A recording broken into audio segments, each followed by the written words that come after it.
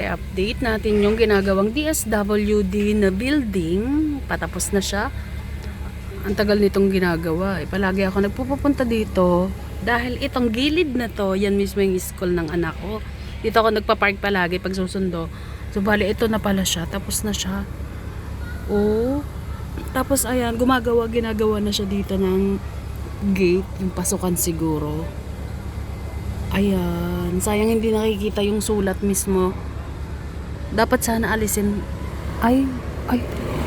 Parang nakakatakot itong niyog na to. Siguro aalisin na tong mga nasa harap na to. Ako na nagdesisyon. Ang ganda. Ang laki, napakalaki. Parang isa ng ano to eh. Isa ng City Hall.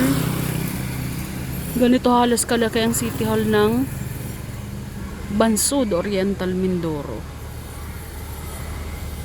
Oh. Ayan, dito to sa Barangay Marawoy. Barangay Marawoy, Lipa City, Batangas. Katabi siya ng City Hall. Bali, itong school na to, yung kabilang side niyan, building, yun ang City Hall. Iikutan lang tong school na to. Tapos pagkanan, dito na ang labas. Diyan sa may rotonda. Ito na siya. Ganda. Bagong bago. Zoom in natin. Upa. Oh.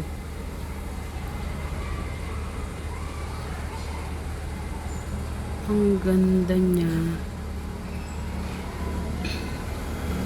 Excited na ako makita to na ano. Yung may gate na.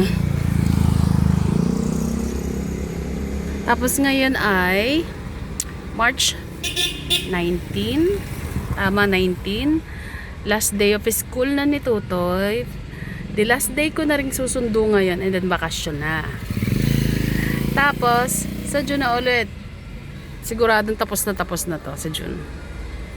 Nakakatawa naman. Nakakatawa at gawa ng syempre ito, malaki siya. Hiring syempre dyan ng mga trabahador.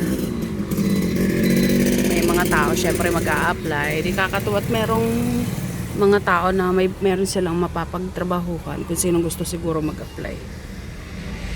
Ayun na si Kuya. Nakasundo na siya. Iniintay ko lang din na lumabas si Suy. Tapos, uwi na kami. So, yun lang guys. In-update ko lang tong DSWD ng Lipa City, Batangas. Tapos na siya. Inaayos na lang tong harapan. Parang hindi pa masyadong flooring yung loob. So yun lang guys. Bye.